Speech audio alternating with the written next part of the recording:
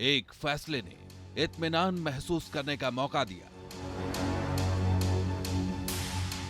लेकिन एक फैसले की तारीख ने धड़कनें बढ़ा दी। सलाखों में कैद उस सरगना का सियासी सूरज अस्त हो चुका है, लेकिन सिसकती उम्मीद की डोर अब खिसकती जा रही है। कोई कितना भी बड़ा क्यों नहीं होगा, उसके घर में बुलडोजर चलना तय है।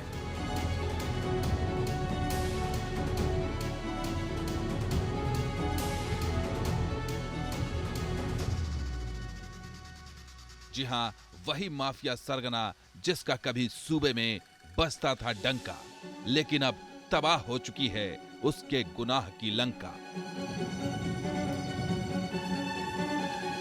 अब तो बस अदालत की कलम से हर गुनाहों की सजा लिखी जानी है। जी हां, हम बात कर रहे हैं जुर्म के उसी मुख्तार की जिसने कभी सोचा ही नहीं था कि उसे अपने गुनाहों के हिसाब कुछ इस कदर चुकाने पड़ेंगे। अब उसके गुनाहों पर अदालत की मुहर लगने की बारी है। 4 साल पहले एक फैसले ने उसे सुकून दिया था, लेकिन उसी मुकदमे में फिर से तय हुई है फैसले की तारीख। लेकिन आइए सबसे पहले हम बताते हैं आखिर क्या हुआ था 4 साल पहले। दिल्ली की राउज एवेन्यू कोर्ट ने उत्तर प्रदेश के एक मुकदमे में फैसला सुनाया। फैसले ने 14 साल बाद हर उन जख्मों को कुरेद दिया जिन्होंने इंसाफ की आस लगा रखी थी। नाइंसाफी का नश्तर उनके दिल में उतर गया। 7 परिवारों के सब्र का बांध टूटा और सत्ता के शीर्ष पर बैठे लोगों ने बेचारगी के एहसास को महसूस किया, क्योंकि उस मुकदमे से कई सियासतदानों की संवेदनाएं जुड़ी थी। पर उम्मीद की लौ को नाउम्मीदी के झोंके ने बुझा दिया। अदालत की कलम से पूर्वांचल के कलंक कथा के उस किरदार को बाइज्जत बरी कर दिया। नतीजा, वर्चस्व की जिस जंग में 14 साल से करीब विराम लग चुका था, उसे फिर से हवा दे दी गई। 14 साल बाद कत्ल के इल्जाम में सलाखों में कैद एक सियासी नेता को लेकर जो फैसला आया है, उसने न जाने कितने ही जख्मों को कुरेद दिया है। 14 साल पहले उन गोलियों के गवाह न जाने कितने थे, लेकिन अफसोस कि अदालत की चौखट पर पहुंचने से पहले ही उन्हें खामोश कर दिया जाता था। नतीजा अदालत की कलम से लिखा गया।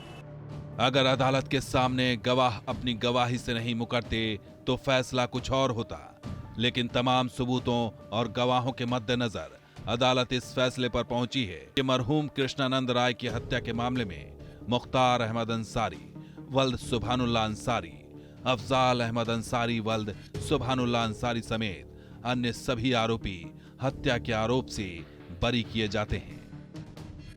अदालत के फैसले के बाद उम्र के आखिरी पायदान पर पहुंच चुकी अम्मा एक बार फिर रो पड़ी। बाबूजी एक बार फिर बेसुध हो गए। ससुराल में बैठी बहन की राखियां भाई की कलाइयों के इंतजार में मोतियों से उलझती रहीं। 7 सुहागिनों के सिंदूर ने सवाल फिर किए, पर अफसोस कि गवाहों की तरह सिस्टम के पास भी नाउम्मीदी के इस फैसले का कोई जवाब नहीं था। पर हां, अदालत ने इतना जरूर कहा कि अगर गवाह अपने बयान से न मुकरते तो फैसला कुछ और होता।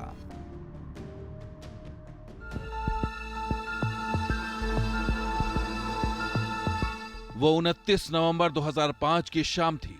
गाजीपुर के मोहम्मदाबाद विधानसभा इलाके के विधायक कृष्णानंद राय अपने काफिले के साथ घर के रास्ते में थे, लेकिन तभी घात लगाए बैठे चंद हमलावरों ने विधायक साहब का रास्ता रोक लिया।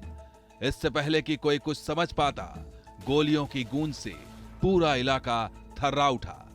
1-2 गोली नहीं, बल्कि 500 से ज्यादा राउंड गोलियां चली, और जब गोलियों की गूंज थमी तो 7 लोगों का सीना छलनी हो चुका था। इस वारदात ने सियासी गलियारों की खामोश फिजा में खलल डाल दिया।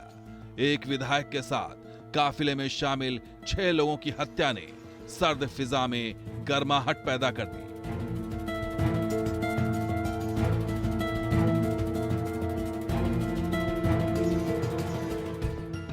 सियासी गलियारों से लेकर पुलिस महकमे तक इस बात को समझते देर नहीं लगी कि यह हत्या बाहुबली विधायक मुख्तार अंसारी से अदावत का अंजाम है। जब जेल गया अक्टूबर 2005 और जेल के पहले ये प्लानिंग कर रहा था और उसके बाद इसके घर को बोलते हैं फाटक।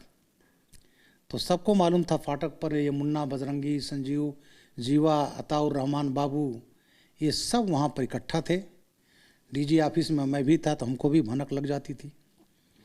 और उस समय ये हुआ कि वहाँ के एसपी ने रेड नहीं किया। ऊपर पूछ लो, यहाँ आया, टॉप स्तर पर बताया गया, सबको मालूम था, रेड नहीं हुआ। और कृष्णानंद राय पर 500 से ज़्यादा गोलियां चलाई गई थी, 7 लोग मारे गए थे, AK-47 और G3, जिसमें कृष्णानंद राय को मात्र 67 गोली लगी थी।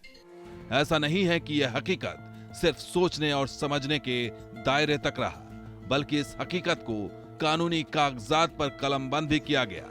इस हत्याकांड के बाद शहर जल उठा, इंसाफ के लिए आवाज उठने लगी।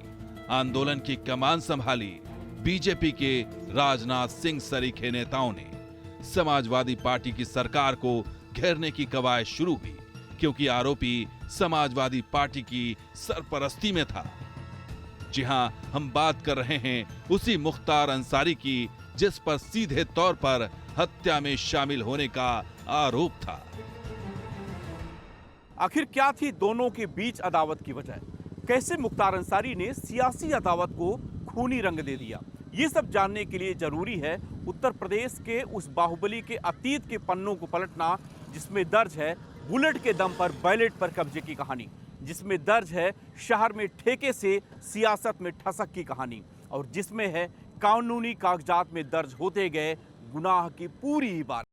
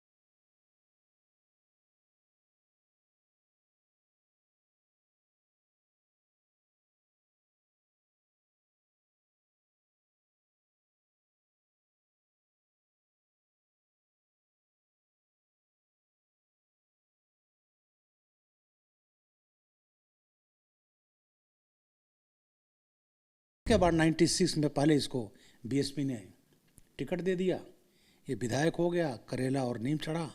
उसके बाद फिर समाजवादी पार्टी, कभी फिर अपनी कौमी एकता दल और ये अफजाल और ये सब जो है। तो इस तरह मुख्तार अंसारी का जो चला उस समय जब इसकी मुफीद सरकार रही, फिर इसे अपना, इनके भाई थे ही, खुद बन गया और अब तो अपने बेटे को बनवा लिया, खुद नहीं लड़ा। सिगबतुल्ला इसके भाई हैं, बड़े भाई, सिगबतुल्ला को भी विधायक बनवाया था इसने। अब सिगबतुल्ला का बेटा है वो मोहम्मदाबाद से विधायक है, और बाकी इस समय इसका बेटा अब्बास, तो आप जानते ही हो, उसकी पत्नी, ये सब लोग इस गैंग की एक्टिविटीज़ में।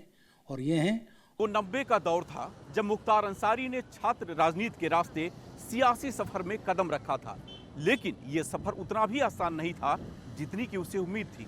उस बात को बखूबी जानता था कि सियासत में कामयाबी के लिए वर्चस्व की जंग जीतना बेहद जरूरी है, और इस जंग में उसका सामना हुआ पूर्वांचल के माफिया सरगना साहिब सिंह गिरोह के ब्रजेश सिंह से।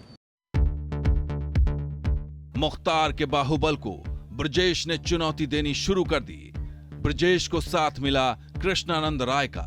सियासत की सरपरस्ती और बाहुबल के दम पर जीत हासिल करने की इस जंग में ब्रजेश सिंह और मुख्तार अंसारी आमने सामने थे। किसकी गोलियां कब और कहां किसके सीने को छलनी कर जाए कहना मुश्किल था। वक्त बीतता गया और उसी गुजरते वक्त में मुख्तार ने पहली बार विधानसभा चुनाव में किस्मत आजमाया। वो साल था 1996। चुनाव में जीत मिली और इस जीत के साथ ही उसने मऊ से लेकर लखनऊ तक का सफर तय कर लिया।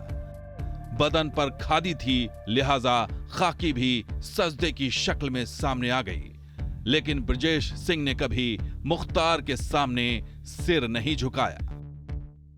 खाकी बेशक मुख्तार की मुखालफत नहीं कर पा रही थी, लेकिन ब्रजेश सिंह ने मुख्तार को मौत देने की ठान ली थी और इसी इरादे से मुख्तार पर हमला भी किया। लेकिन मुख्तार ने उस हमले में मौत को भी बात दे दी। हालांकि उसके 3 साथी इस हमले में मारे गए। यही वो वक्त था जब मुख्तार अंसारी को अपनी जमीन खिसकती नजर आई। अवाम ने बेशक मऊ से मुख्तार को अपना रहनुमा बनाया, लेकिन मोहम्मदाबाद से मुख्तार के भाई अफजाल अंसारी को नकार दिया। यहां से कृष्णानंद राय विधायक बने। भाई की हार मुख्तार को नागवार गुजरी और उसके सीने में बदले की आग धधकने लगी। मुख्तार मुफीद मौके का इंतजार करने लगा और बदले की आग तब शांत हुई जब उसने अपने एक साथी प्रेम प्रकाश सिंह उर्फ मुन्ना बजरंगी के साथ मिलकर बीजेपी विधायक कृष्णानंद राय के काफिले पर हमला कर उनकी हत्या कर दी और जैसे ही पुलिस की दबिश पड़ी वो फरार हो गया।